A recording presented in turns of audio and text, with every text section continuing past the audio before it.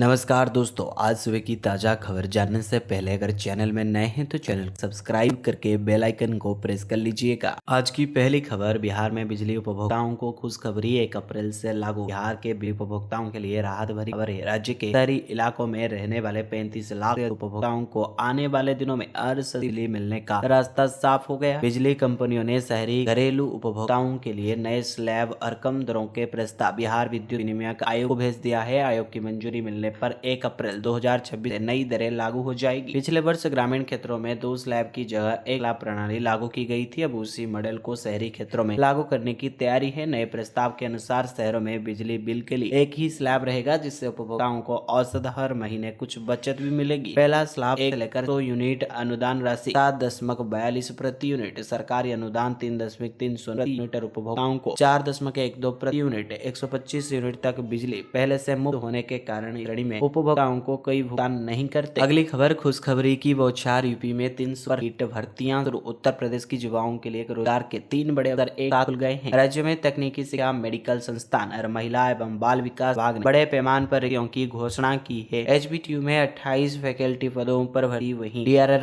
MLIS में 96 non teaching पदों पर आवेदन शुरू। वहीं आंगनबाड़ी में 9,297 कार्यकर्ता और सहायिका पदों पर ही मेगा भर्ती। महिला एवं बाल विकास विभाग के अंतर्गत उत्तर प्रदेश आंगनबाड़ी में 9,297 पदों के लिए भर्ती प्रक्रिया शुरू की गई है। इन पदों पर आवेदन के लिए न्यूनतम योग्यता 10वीं और 12वीं पास निर्धारित की गई है। इच्छुक उम्मीदवार फटाफट आवेदन को पूरा करें। 15 नवंबर 2025 से 6 दिसंबर 2025 तक निर्धारित किया गया है। आवेदन की तिथि और आवेदन अधिकारी की वेबसाइट यूपी आंगनबाड़ी भर्ती .in के माध्यम से किए जाएंगे। अगली खबर, सरकार ने तय करे सैलरी की तारीख। कर्मचारियों के लिए बड़ी खुशखबरी, हर महीने की तारीख खाते में आ जाएगा वेतन। भारत सरकार ने नए लेबर कार्ड लागू करते हुए IT और ITS सेक्टर के समय पर सैलरी देने का नियम सख्त कर दिया है। वह कंपनी को हर महीने की 7 तारीख तक कर्मचारियों को वेतन देना अनिवार्य हो जाएगा। सरकार का मानना ये है कि कर्मचारियों को आर्थिक क्षमता बढ़ेगी और कार्यरत तनाव भी कम रहेगा। केंद्र सरकार ने शुक्रवार यानी 21 नवंबर को श्रमिकों से जुड़े देश के सबसे बड़े सुधारों में एक अहम कदम उठाते हुए 4 नए श्रम कानून लागू कर दिए हैं। सरकार का कहना है यह कदम आत्मनिर्भर भारत के लक्ष्य को मजबूत करेगा और देश में श्रमिकों के लिए एक आधुनिक और सुरक्षित कार्य ढांचा तैयार करेगा। इसके साथ ही वर्षों से लागू पुराने और जटिल 19 केंद्रीय श्रम कानून को हटाकर उन्हें 4 सरल और व्यापक कोर्स में बदल दिया गया है। अगली खबर, प्राइवेट नौकरी वालों के लिए जरूरी खबर, EPFO में होने जा रहा है बड़ा बदलाव। EPFO देश के करोड़ों कर्मचारियों के भविष्य को प्रभावित करने वाले EPFO नियमों में बड़ा बदलाव प्रस्तावित है। सरकार EPFO से अनिवार्य रूप से जुड़ने की सैलरी लिमिट बढ़ाने पर गंभीर से विचार कर रही है। वर्तमान में ये सीमा 15,000 रुपए है, जिसे बढ़ाकर 25,000 रुपए किए जाने की तैयारी है। यदि नया बदलाव लागू होता है तो 1 करोड़ से अधिक कर्मचारी पहली बार EPF और EPS के दायरे में आ जाएंगे। सरकारी आंकड़ों के अनुसार बीते वर्षों में कर्मचारियों की सैलरी स्ट्रक्चर काफी बदल चुका है और 15,000 रुपए की पुरानी सीमा अव्यावहारिक नहीं रही है। ऐसे में नई सीमा लागू होने पर उन कर्मचारियों को सबसे अधिक फायदा मिलेगा जिनकी बेसिक सैलरी 15,000 रुपए से कुछ अधिक है और जो वर्तमान नियमों के अनुसार EPF व पेंशन सुरक्षा के दायरे से बाहर रह जाते हैं। अगली खबर, गूगल ने छुड़ा दिया ओपन AI का पसीना। सैम ऑल्टमैन ने अपने कर्मचारियों से कहा, बुरे समय के लिए तैयार रहे। AI क्षेत्र में गूगल ने ओपन AI की पसीना छुड़ा दिया है और AI कंपनी आर्थिक मुश्किलों में फंस रही है। ओपन AI का मानना है कि हाल ही में लॉन्च हुए गूगल के जेमिनी 3 मॉडल के कारण उसे खराब समय का सामना करना पड़ सकता है। ओपन AI के CEO सैम ऑल्टमैन ने अपने कर्मचारियों को भेजे मेमो में कहा है कि गूगल हर क्षेत्र में शानदार काम कर रही है। गूगल के AI के क्षेत्र में किए गए काम का असर उनकी कंपनी पर भी पड़ सकता है। ऑल्टमैन ने मानना है कि AI के गूगल के तरीके इस फील्ड में बैलेंस पावर बदल सकती है। मेमो ने उन्हें लिखा कि हमने दूसरे शानदार मॉडल्स का मुकाबला करने की क्षमता हासिल कर ली है और हमें फोकस रहने की जरूरत है। ऑल्टमैन ने कहा कि खासकर रिसर्च टीमों को सुपर इंटेलिजेंस हासिल करने के लिए फोकस रहने की जरूरत है। ओपन AI CEO ने 18 नवंबर को गूगल के जेमिनी 3 मॉडल लॉन्च होने से पहले यह मेमो लिखा था। उन्होंने इसमें लिखा कि AI के मामले में गूगल की एडवांसमेंट उनकी कंपनी के लिए चुनौती है, लेकिन ओपन AI भी मुकाबले के लिए पूरी तरह तैयार है।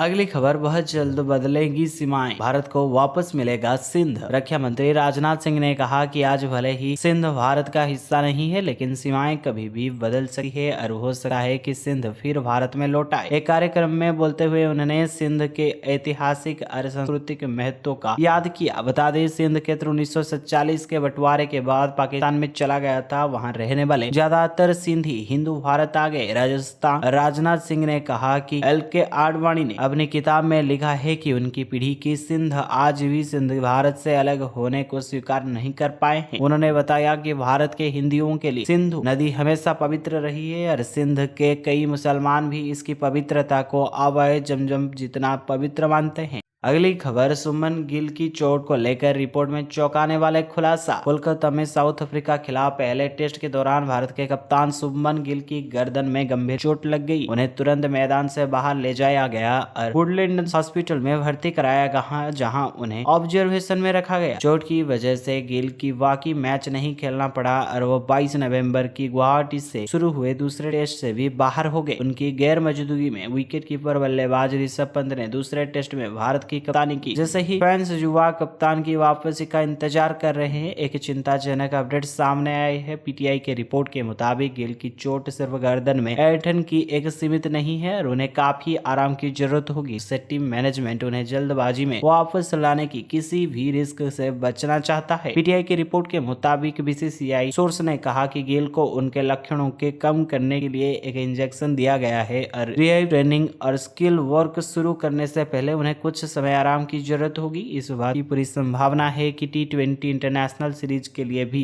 ये डाउटफुल हो सकते हैं। इन बातों को ध्यान में रखते हुए सिलेक्टर गिल की वापसी के लिए जनवरी 2026 को पोटेंशियल विंडो के तौर पर देख रहे हैं। अगली खबर, दिल्ली CPI ने मजदूर विरोधी लेबर कोड को तुरंत रद्द करने की मांग की। कम्युनिस्ट पार्टी ऑफ इंडिया ने शनिवार को एक तीखा बयान जारी कर सरकार द्वारा लागू किए गए 4 नए लेबर कोड को तुरंत वापस लेने की मांग की। पार्टी के पोलित ब्यूरो ने इन कोड की निंदा करते हुए जंगल राज बनाने के लिए बनाया गया कदम बताया, जो मजदूरों के अधिकारों के बजाय तरफा कॉर्पोरेट क्लास का फायदा उठाता है। CPI पोलित ब्यूरो ने कहा कि नया कानून आसान नहीं है, बल्कि मुश्किल से मिले अधिकारों को जानबूझकर कमजोर किया गया है। बयान में कहा गया कि लेबर कोड 29 मुश्किल से बनाए गए लेबर कानूनों को खत्म कर देते हैं, जिन्होंने अब तक कुछ हद तक मजदूरों की रक्षा की है, और कहा कि नए कोड्स लंबे समय से चले आ रहे अधिकारों और हकों को कमजोर और खत्म करने की कोशिश करते हैं और बैलेंस को तेजी से मालिकों के पक्ष में कर देते हैं। पार्टी ने कोड्स के लिए सरकार के तर्क को खारिज कर दिया, जिन्हें नौकरी बनाने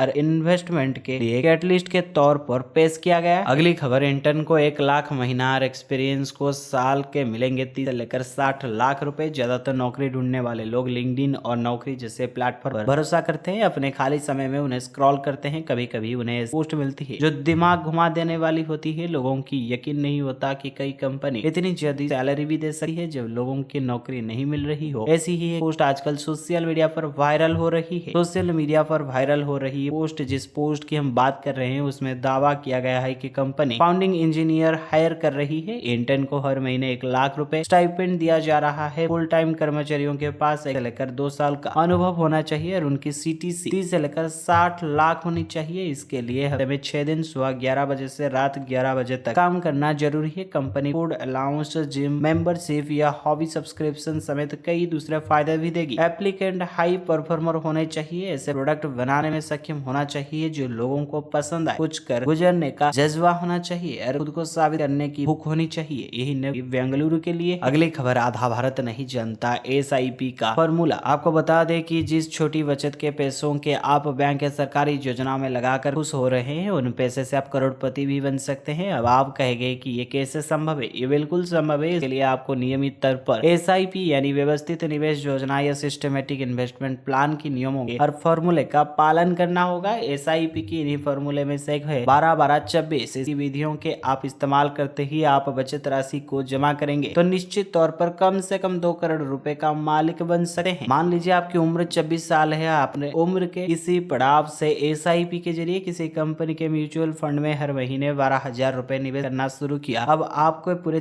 26 साल तक हर महीने 12,000 रुपए निवेश करते रहना होगा। इसमें एक भी महीना चूक नहीं होनी चाहिए। इस निवेश पर आपको सालाना 12% रिटर्न मिलेगा। आमतौर पर SIP के जरिए म्यूचुअल फंड में निवेश करने पर 12% से लेकर 15% तक रिटर्न मिलता है, लेकिन हम आपको सबसे कम ब्याज दर पर फॉर्मूले को समझाना चाहते हैं। 12,000 रुपए 24 साल तक जमा करेंगे तो इन 24 सालों में आपकी निवेश की कुल राशि 34 लाख रुपए हो जाएगी। 34 लाख रुपए निवेश पर 12% के हिसाब से आपकी करीब 1,66,16,246 रुपए मिलेंगे। अब आप निवेश की कुल राशि 34 लाख में 1,66,16,246 रुपए जोड़ दीजिए तो निवेश राशि और रिटर्न के तौर पर मिलने वाली रकम मिलकर करीब 2 करोड़ रुपए आपके पास होगी।